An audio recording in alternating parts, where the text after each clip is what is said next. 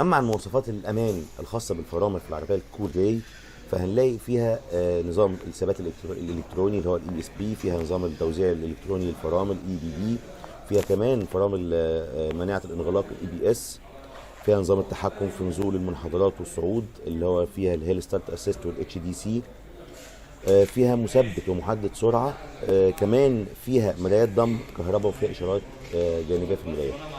بيزيد بس في الفئه الثانيه الكفر اللي بيكون بالكربون فايبر على المرايات. بيزيد كمان في الفئه الثانيه كشف النقط العاميه وتقنيه الركن الذاتي والدخول الذكي بدون مفتاح او اللي هو الكيليس.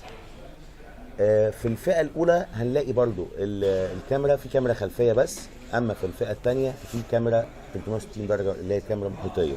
كمان في الفئه الثانيه بيزيد فتحه سقف كهرباء. الكور راي بتيجي بروف راك شكله انيق مع سبويلر خلفي مكمل للشكل الرياضي.